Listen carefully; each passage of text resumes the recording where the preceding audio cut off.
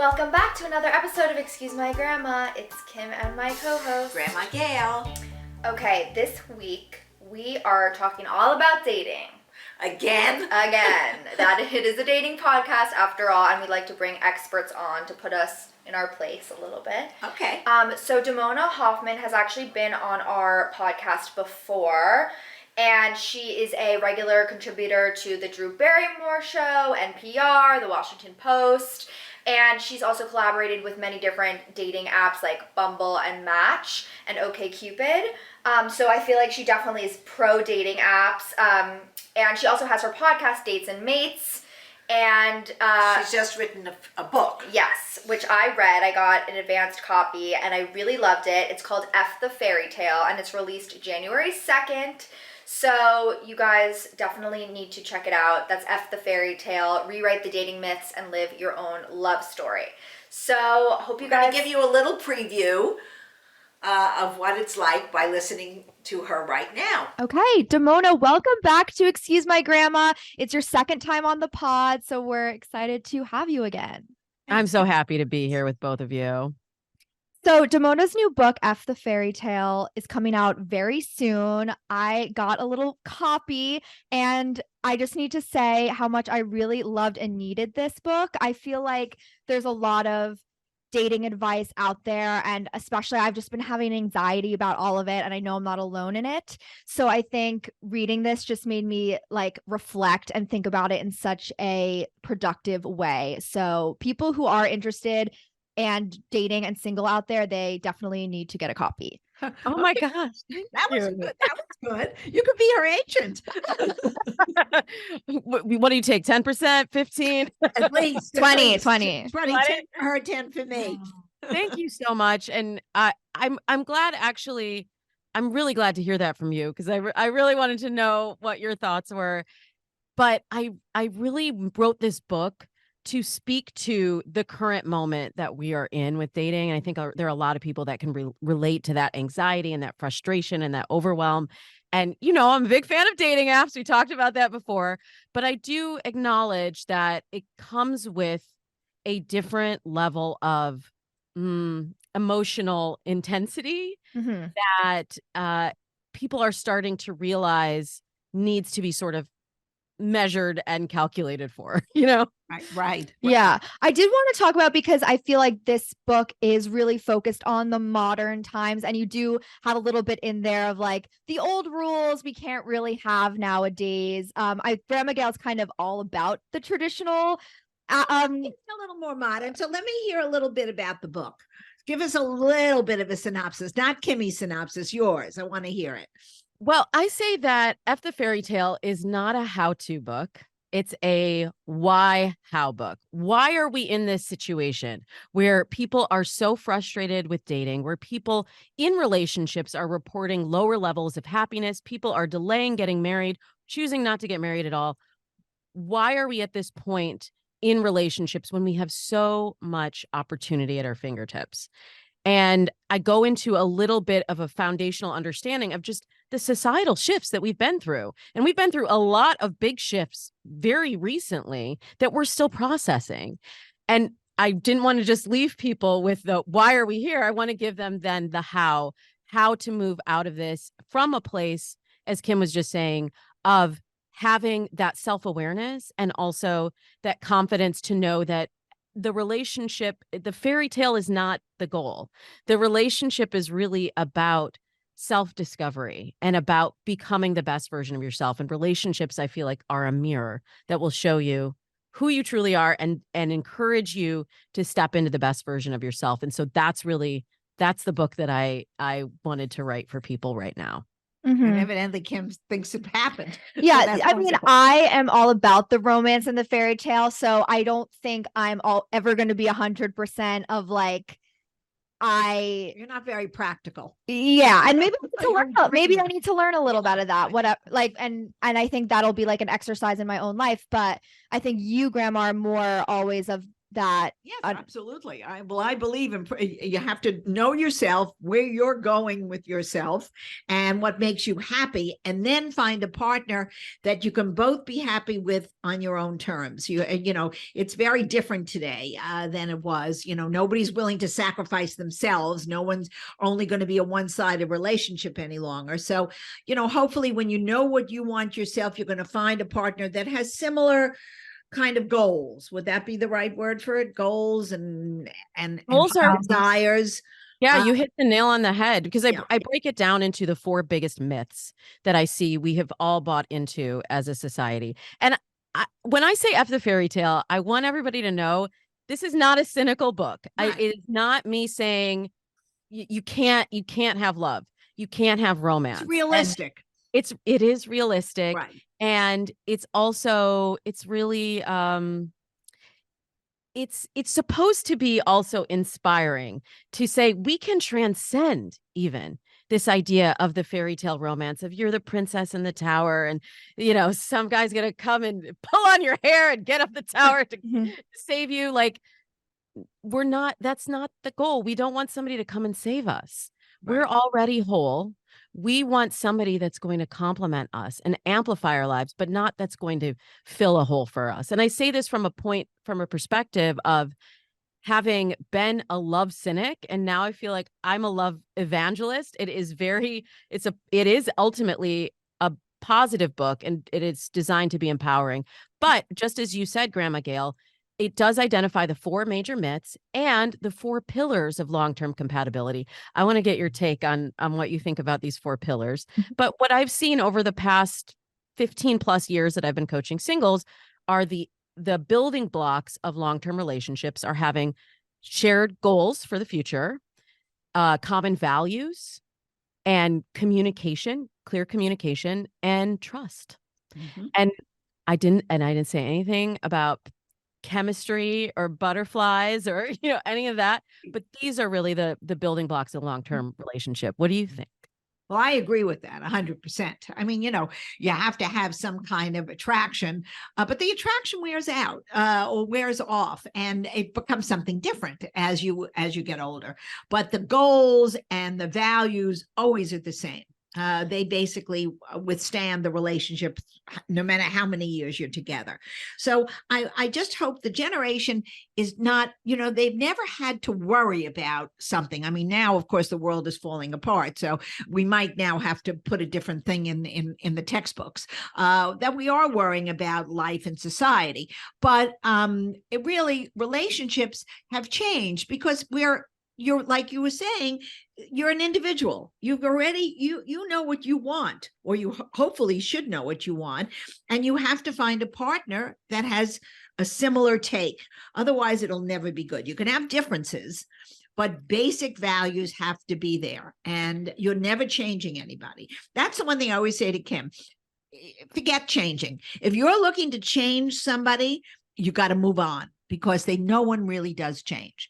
They might want to change and have a lamb chop instead of a steak, but they're not changing their personalities. Yeah, I feel like I agree with all of the pillars, and I feel like if I could speak for myself and like my peers, I don't think anyone's like, I don't want someone with the same goals and values, or maybe they're just not prioritizing it. But I think for me, it's more the myths that you outlined, where I don't know how. Like, for example, the chemistry myth. It's like, so then are we not supposed to find a spark at all with that person? Or like, why is that a myth? So it's not that you're not supposed to feel a spark. It's that you're not chasing a spark.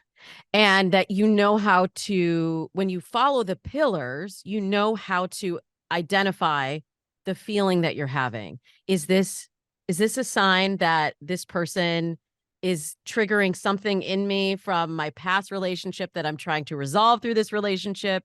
Is there something else in them that reminds me of something else that I've seen in the movies or that I've been through? Or am I truly having a deeper level connection? And I agree with you that nobody's like, well, I don't want to have common goals or values with a person. However, I have found that a lot of times when clients come into my program and I say, well, what are you looking for? They give me, it's the list myth, right? They give me the same thing that everybody's telling me. And many times we haven't stopped to really figure out, wait, what are my values? Mhm. How do I, what is the mantra by which I live my life? Like, how do I move through the world? What am I building? What is the life that I'm building? What are my goals for the future? And we think, well, we'll just figure it out when we meet that person. And then in the meantime, as we're still figuring that out, a lot of the dating options that might have been a Correct. fit for you are slipping through your fingers. Correct. And those good ones sometimes are the ones that you've thrown away because you really didn't know yourself where you were going. And that's, and the older you get, the more fussy you get, and you forget that just a good person out there is sometimes hard to find. You got to get rid of the bad boys in your life or the bad girls in your life. That's always very attractive, and they are very sexy, but they don't make long-term partners.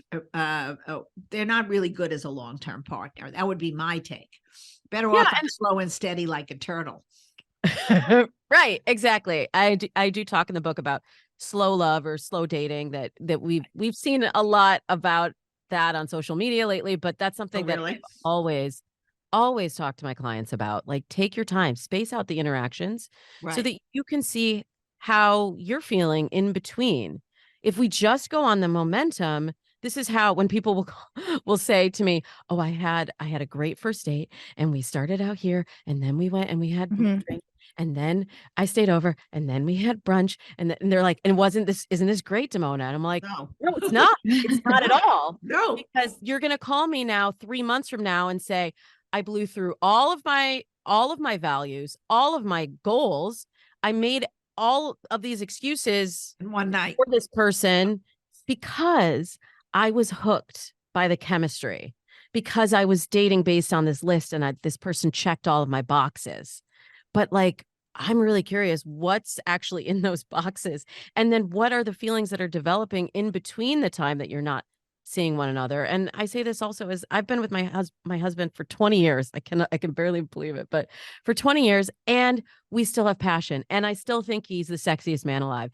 And it grows and it grows and it grows because we practiced slow love. We took our time, and I made sure the goals and the pillars and the communication and the trust had time to build. Right. Mhm. That's a good lesson for everyone. So And he's cute. you're right. That helps. I feel like though, with having a list, I'm accused of being picky a lot, but I know you think you should have some criteria. So do you think 3 like values or like 3 criteria is all that you should go off of, or can there be more than that? And what's wrong with having 10 things? It's too many things. Nobody can fulfill it. That's exactly right, Grandma Gail. And, I say to my Dates and Mates podcast listeners to just identify the 3 biggest ones. These are your 3 must-haves, and just identify 1 deal breaker. Mhm. And I don't know if I would say that you're picky. I wouldn't either, but We can unpack that if you want. But I think you should have criteria, because otherwise you do get caught up in the list myth if you haven't taken the time when you're not faced with that person to really figure out, well, what is this that I'm building? What are the goals? What are the values? How do I want to feel in the relationship? I do that a lot with my clients. Like, you might not know what it looks like on paper. You might not know what their face is going to look like and how tall they're going to be and what color hair they're going to have. Mhm. But you're going to recognize, if you spent time thinking about how you want to feel in that relationship when it comes, you're going to recognize when that feeling is repeated. I love that, because I think it's very kind of black and white in a sense, where it's like, if you physically feel like you're blushing or you feel a little bit more giddy, like that's a telltale sign probably that you do like the person. Although I guess it could also be a sign that they're making you anxious or like whatever else. But I think if you know, like, the good feeling that's you've had in a healthy relationship, and then you feel that again, that's a great sign. But I think the 1 deal breaker is where I get the most pushback from listeners, because they're like, well, only 1 deal breaker. That's where I see people really putting themselves in a box, because if we have, and I feel like we've been talking about dating red flags Yeah. so long now. I'm like, I'm done talking about dating red flags. I want to Yeah. talk about the green flags, because we can find any kind of, we can get the ick from anything. We can find a red Totally. flag or a beige flag or pink flag or whatever Yeah. color the flag is, but it's not necessarily going to tell you whether this person is a match for you or not. Mm-hmm. So what's a example of a deal breaker? So your deal breaker might be that this person doesn't want to have kids. If you want to have kids, and That's right. it's That's like a good one. that is something, it's probably not going to change, and that is core to those pillars I was talking about. Mm-hmm. The goals for your life, the values that you hold. That's something that you're not going to convince somebody to sort of change their mind about the entire rest of the trajectory of their life. And yet, when we go based on chemistry, we get caught up, right? We catch feelings, and then we think, well, I could change their mind. I can make this fit. And we make excuses and we make exceptions. And there has to be something that you cannot compromise on. There Mm-hmm. has to be. So I do allow one deal breaker, but like the fact that they chew their food loudly, or No, that yeah. they, leave their underwear on the bathroom floor. Like, That's not a deal breaker. Here's That's the just thing, annoying. though. Like, I was talking about this with a friend the other day. I think if you really like someone, those things don't even annoy you, right? Like, I think the only time I have icks is when I don't like the person anyway. Like, No, it could be annoying if somebody was leaving their wet towel on the floor. yeah, but I That don't could think I would be definitely like, annoy you. oh my God, I got the ick. I don't want to go out with him again. No, but it could annoy. It could make you a little annoyed. Yeah, obviously, but everyone gets annoyed. Right. Like, I think it's more that. Which is why I said you're not that picky, because I feel like a lot of people are looking for a thing to say, oh, no, we're looking for an out. And the reason why is because we're all afraid. We're afraid of being vulnerable. We're afraid of getting our heart broken. Right. And that's very natural. But you have to risk, right, Grandma Gail? You're going to have to take a risk. The problem has become, because as you're getting older, you've had more relationships or more dating experience, where when you're younger, you don't think about it as much. The more you know in this dating world doesn't make you necessarily happier. I think it actually might make you even a little more insecure, because it's never perfect. And if you're looking for that, you're going to always be disappointed. It doesn't matter who you find. Nobody is perfect. They're either not going to like. But then that just means that when you get older, you're like, all right, I'll settle. No, it's not settling. It's making accommodations for different people's personalities. See, I don't think that's settling. No one's going to fit exactly in the boxes that you've put up on your list. They might have shades of it. It's more of the gray areas, not white, not black, but gray. And I think what happens is that's not settling. That's being realistic, that you can't, unless you're having a carbon copy of yourself who you think is perfect, you're never going to find that exact person. So I think what you have to say is, yes, he's sweet, he's nice, he's considerate. You know what? He might be for me, but let's take it slow and see if things can build. I don't think it's like the movies, the drums crashing and the waves blow, moving, and all the earth moving. I think that's not realistic, but we've gotten so that we believe that's what should happen. And in most cases, when that happens, it's a disaster, because it goes very quickly. I'll tell you about some of the things that I've compromised on that were on my original list. Like, originally I had this vision. I do yoga a lot. I was like, oh, I have to date a guy who does yoga. Right. Like, he will not understand my commitment to this craft. I have friends he like doesn't that. do yoga. And then I realized, I met my husband, and like, he can't touch his toes. It doesn't matter at all. Kim and Grandma Gail, doesn't matter at all that he doesn't do yoga.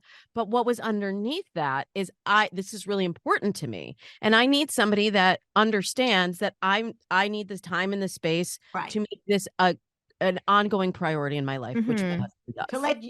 To let you have your priorities and let him have his priorities and work together as a couple. Yeah. That's the you know, other half. that's- He has priorities too. Sometimes Exactly. we forget Exactly. the other person. So I mean, he they goes want to and watch football for sports. 18 Yeah. hours over the weekend. Let them watch it. Go do your yoga. I mean, Exactly. that's how it becomes an accommodation. So then Exactly. how specific do your must-haves have to be? Like, should it be as specific as, I know we're saying has to do yoga isn't a good one necessarily, but like if you just have nice as one of them, to me, I'm like, well, everyone ideally is nice. Like, I feel like that shouldn't even be. I think somebody has to think of you as being terrific and being fun to be with, and all those things have to be. Not everybody thinks you. So is obsessed with you an option? No, that Is that like the a word obsession, but it's not bad. Well, actually, I'm not bad. segueing, but I don't want to forget this. In the book, Damona talked about how actually like OCD symptoms are similar to what it feels like falling in love. And I get so obsessive. So that made me feel more normal. Yeah, we've all been through that. I would say I don't know that I would put obsession on the list. I've had this debate with clients in the past, Kim. Mhm. I believe, like you said, kindness and respect, that should be a given. Like, Right. I feel safe and comfortable with this person. I don't put that on the list, but I've had clients debate that with me as And I is think that whether goes on the that is. list. I think that But goes then on the I list. feel Some like people that's are not that's- very nice, and you can see they're sharp. They're not. They can be fun to be with, but they've got that edgy kind of personality. Can you live with that edgy personality 24/7? I'm not. I wouldn't like it. I mean, that would bother me after a while. It's funny, ha ha ha, Jerry Seinfeld, funny, but I don't think I'd want to live with that 24/7. he's not that edgy, but yeah. Oh, I see what you mean. Like like a difficult. It's difficult. Yeah, It's yeah, difficult. yeah. Like not go with the flow. I think there's a distinction in that. But like if somebody is kind to you Right. and respectful to you and makes you feel safe, to me, that's the price. good. That's a price of entry. Like Right. that Yeah. is Correct. baseline. And then I will give you three ideals that you can uphold to. I think it's very generous, actually. It's a lot that we can be sorting based on. Yeah. I think it just gives you still a lot of options. And I know like that's something that's really overwhelming to people. So that's why I feel like why not try to narrow it down even more? Like if they only have to be funny, obsessed with you, and I don't know, college educated. So what's wrong with that? If I feel like that's just not enough. why? That's good. Well, so this is just for the first level of screening. This is just to True, like right. get Just in the people beginning. in the mix. Right. Yeah. Exactly. Then you go through building the pillars. Like, Exactly. okay, now do we align on values? Do we want the same things? Can we communicate? And do I trust this person? Mhm. And that's the stuff that this is why the book is split up into 4 parts. The mindset, this is what you're bringing to the table, how you're thinking about dating right now, how much clarity you have on what you're looking for and what you have to bring to the table. It's mindset. And then it's the preparation. Like so much of this happens before you even get to the date. Then Mhm. there's the actual date, and then there's the future. And it has to be discovered over time. That's Right. why It has to be a slow process. Mhm. You can't think on the third date you're going to be on perfect simpatico with somebody else. I mean, maybe you could be, but it's not likely. It builds over months of being together, I think. And you can't know if you trust someone on the first date. Exactly. You have not had Or enough or a time to second or get a third feel. even. Because Yeah, so your that's why best that's the behavior. last. Yeah, that's the last pillar because Right. that is what takes so long to build and also is the hardest one to repair if it is broken, Right. Mm, you know? yeah, Okay. that's Very a good good. point. Very good. I like that. With your clients, like what is the biggest complaint that you have been getting about the ways of finding a partner? Okay, real talk. Here we go now. I am definitely seeing a shift around online dating. And I met my husband on Yep. online 20 years ago. I have been coaching singles on starting out with writing dating profiles for almost that whole time. And I still think that dating apps are it's the best way to meet someone today. It is the most efficient. It expands your dating pool the most, but it does require a lot of effort. During the pandemic, there was such a move to embrace dating apps, which they was the only kept us way. connected, Correct. but there were a lot of people on the apps that kind of started out at like zero. They went 0 to 60. They didn't start out with the learning process of dating app. They just jumped into the deep end of the pool and then experienced burnout. Mhm. And there's so much in the book about how to put a process around online dating so that you can keep yourself feeling safe and feeling not overwhelmed. I just find that when you have a process around it, it's and you're not just haphazardly swiping and like, well, I'll just go out with anybody. Like, Mhm. who Yeah. knows? It could be a possibility. Like maybe that worked during the pandemic when we were trapped in our homes and we're like, okay, what's the risk of a video chat? And I'm sitting at home anyway, so I might as well. Well, now we have to make our decisions differently as we're in this reentry period. So I'm hearing on Dates and Mates a lot of questions about like, I'm so frustrated with dating apps. I'm so overwhelmed. I always get the question like, what's the best dating app to use? Everybody's feeling like they're scrounging around trying to find matches. And everyone is feeling this. Men, women, queer, straight. I'm just hearing this from everyone. And I'm like, okay, if we're all out here and we're all feeling it, Something there's wrong. something that we need to plug back into to Mhm. figure out how to see how to see the person on the other side of the phone who's right there wanting the same things that you are. Right. That is so interesting that other people, because even to my friends and advice that I've been giving too, I think the like dating apps in 2021 was a completely different landscape than today. And I've been saying that for so long. And unfortunately, kind of what you're saying, like I was obsessed with apps. Now I can barely like go on them.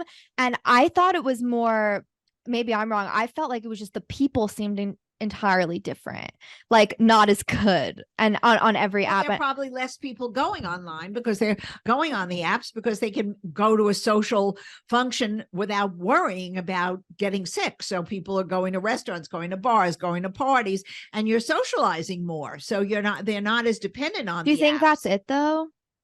I think it's the idea that they have the possibility to do that. I actually did an LA Times article about speed dating a couple months ago, and we were seeing that there's a huge rise in speed dating. I work with a lot of matchmakers. They're all seeing a huge influx of new people, that everybody is really starved for connection. They want the connection. But I think what we're going to see is that people are going to realize it still takes more effort. If you want to go to parties and bars and speed dating and all of that, great. You can do that. But you have to show up. And Mhm. that takes a lot of effort. But I do think that people are different online. And I think it's not just that dating apps are different and the people on dating apps are different. I feel like our entire culture has shifted because so much was scheduled, so much was constantly on during the last few years that everyone is in a communication crisis right now. We're all overwhelmed. We're all getting messages from every which way, and it's causing rampant Anxiety. anxiety. Yeah. But Yeah. rampant overwhelm. People are ghosting at levels I have never seen before in Really? That's my interesting. career. Yes, there's just so many of these endless threads. We've talked about the texting trap before. Mhm. There's these endless messaging threads to nowhere that just zap our energy Mhm. and make us all feel depleted and like, well, I just don't want to do any of it. Mhm. So people are like being kind of they're telling a fairy tale story about, well, I want to meet someone, quote, in real life, which it's like the apps are real life now too. Right. Right. It's all just part of dating. But I don't think people are really prepared to go back to the old way, because you've got to show up in person. You've got to, get yourself together. And we're also not even the same in those spaces. Like I just saw that's what I was gonna an say. article about, people going to clubs, and like how Gen Z is nostalgic for a club scene that they've never experienced, because everyone's on their phones at the club. Yeah, I feel that it's like getting ready and going is the easiest part. Once you're there, like Nobody talks to each other. I say this every time I go out. I call her and I'm like, I didn't talk to him. No boys went up to me. I didn't talk to one guy when I was there. And like, why are you out then if you don't want to talk to people? Well, that's the problem. They've lost the art of communication because we really sat on the phones, and then we actually sat in our house for 2.5 years, and then went on our phone, and now we're lazy and we don't know how to go up to somebody and introduce yourself. It's become very difficult. I mean, and to me, I never really blame men. I'm gonna blame men for a second on that, because they usually are the ones who are like supposed to approach you. Like, what are you doing? Like, why are you even? Any date that I've gone on, probably in 2023, I think it was either a direct setup. The person had to be there and sit across from me at the date, or a dating app where we were sitting across from each other at a date. It was never somebody. I went to a party, made conversation with someone, then they got my number. That seems like so many steps to get to the same place. Yeah, well, it used to be a place where you would meet people, but it's people have become less communicating. It's not as easy now. They don't want it. They're not as comfortable, I guess. I think we have lost the art of communication in many respects. But what I wanted people to grasp from F the Fairy Tale is that it's actually, communication is changing. And now the digital communication is part of the art of communication. And we're not that far at this point. I don't know. Maybe if we talk again in 2 years, right. I don't know where we'll be. But at this AI will be taking over the relationships. Well, oh my God, that is something that, I feel like, this is like a whole nother podcast topic. But I was talking to my brother about this, because he was like, why are you stressing about what to text this guy back? Just ask AI. And I was like, so it's just going to be 2 AI bots talking to each other, and it's not getting to know me. But that's what's going to happen. Like, what if I'm not really charming? It's just the AI bot that's charming. Well, and this is why I was saying we're so close, though. We're not that far from the art of communication. It wouldn't take that much for us to be able to shift, but people have to want to have that shift. And I have always looked at dating apps as a means to an end. The app is just the introduction tool. It is never the place to build the relationship. And so this is why I've always said, get out of the texting trap, because people are sitting here trying to like figure out somebody's life story, create all these contingencies of, well, I need to know before I make a plan with this person that they're charming and witty and that we have this in common and all these things. You cannot figure it out, because you may be chatting with a bot, but even before, what somebody's digital communication is like may not be at all what they're like in person. Totally. And if you're in a relationship, you're not dating their phone. And I've said this before, like my husband, the worst texter, the very worst. He's not good at texting. He's not good on the phone, like calling. He's very succinct. And yet in person, he's such a great communicator. And I had to let that go as one of my, like, that was another sort of must have, deal breaker that I was like, wait, what actually matters? Does it matter that he's a good texter? I hear this all the time from Dates and Mates listeners. They'll say like, well, this person wasn't a good texter, so I don't know if I should go out with them. It's like, those two things are not actually correlated. Right. I would love for put this on the record.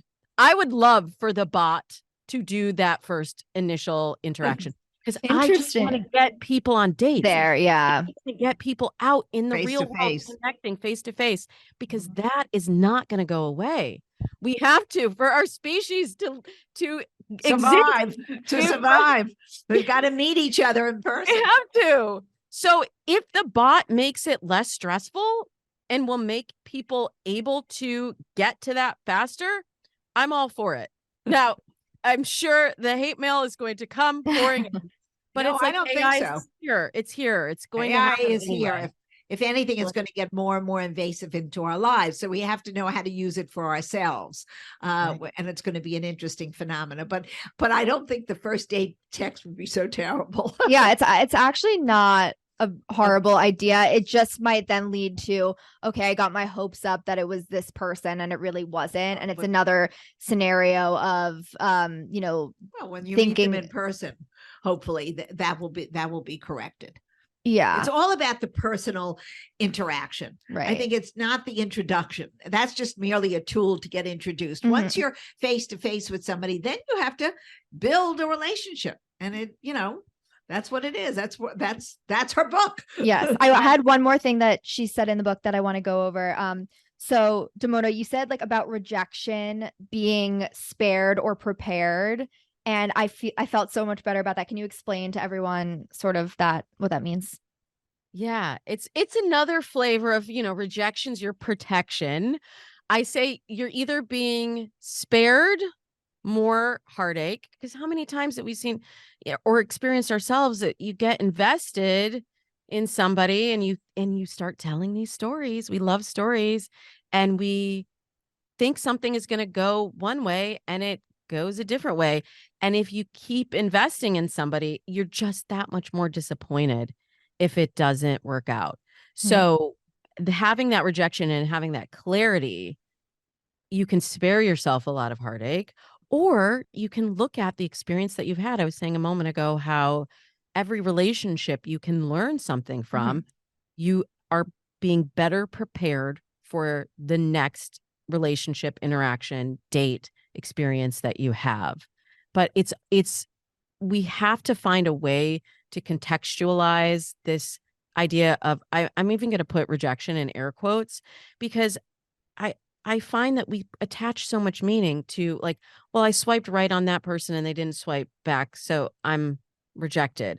Or I was texting with this person and then they just fell off and ghosted me, or they unmatched and now I've been rejected. That person didn't even know you. You Right. can't be rejected if you're just After literally 3 in a dates, human you can't be experience. rejected. Well, okay, wait, that's a good question. Like, once they kind of know you after a few dates, then can you feel rejected? Well, if you let You yourself can, but I think it's can. I think You it's more can. productive to say, if you have the clarity on all of the pillars, they're not rejecting you as a person. They're rejecting the pillars that you're offering. Right. They're Exactly. not on the same page of values or goals or communication, or Right. they haven't built that trust or don't want to invest in building that trust. Right. Mhm. That's the feel thing. like They don't we- want to waste. They don't want to spend the time building the trust. They're not ready for you or the relationship. And you Yeah, don't feel it's rejection. It's more of like you're just not there at the same time together. Yeah, and it's all a long distance run. It's not a sprint, finding relationships today.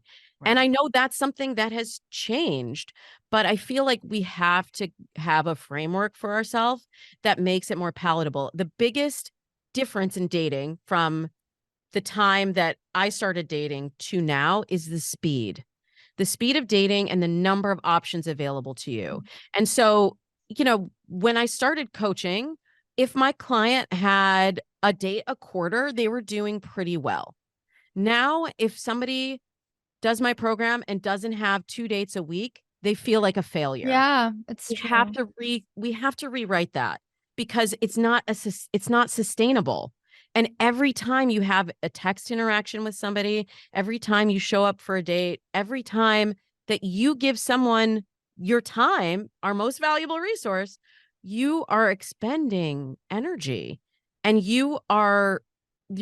there's a little piece of yourself that's getting left along the way in each of those interactions. So I'm still on board with have more dating options, because I think, especially for women, it's better than the alternative. I like that women have choice today. And when there's areas that women don't have choice, but we can talk about that on another show. But with dating, we have more choice than we've ever had before. But we have to do this work to clarify what we want and to also protect ourselves so that we can sustain through this long distance run and get to the finish line. Yeah. Well, that's the only thing I would say is if you're okay with having the one date a quarter, I think then you're putting too much of your eggs in that one person's basket, because if they're then seeing other people and then you're going to get disappointed and then you've wasted your time when you could have been seeing more than one Well, person. if he wants to see other people and then it wasn't the right thing, somebody who really likes you isn't going to go out with somebody else as much once they like you. It's not I'm not talking about on a first or second date, but by the time you're on a third or fourth date, I really like that person. Maybe I'll go on another date next week or whatever. I don't think anybody wants to put 4 people in a mix. I mean, Demo, what do you I think? did that for like 2 years. No, but that was an immaturity. Okay. That was an immaturity. I mean, I don't know how you did it. I don't know how you sustained I it. stopped like last week. It was too many people. It was like you could have been a telephone book, but that's not good either. I mean, there were a lot of nice people in that mix. It was you that wasn't ready for the people that were ready, and that's another story. I'll argue with you offline about that, but Okay. But anyway, tell us I'm more. definitely When is your book coming out? Yeah, I was just going to say, I'm definitely team date multiple people, and let's embrace the opportunity, but also let's do the due diligence to get that clarity, because it's the lack of clarity that would keep you in limbo with multiple people at at the same time. So Give us a promo on the book. The book is available January 2nd, wherever books are sold. It's called F the Fairytale. So buy it from your favorite bookseller. And you can also listen to Dates and Mates, which is my labor of love that I've been doing for 11 seasons. And you can find that wherever you're listening to Excuse My Grammar right now. Terrific. Amazing. Terrific. Damona, thank you. We only touched on parts of the book. I feel like I could pick your brain for ages, but people will have to just go get it. Right. And we want them to buy the book. January 2nd is coming out. Will it be online as well, or just in bookstores? Yeah, it'll be online. We have an audio book. However you like to learn, I'm here to serve. Amazing. Terrific. Thank you, Damona. And please keep listening to us. If you like the podcast, rate it 5 stars, leave a comment, share it with your friends, and also hopefully you're following us on social media. And we will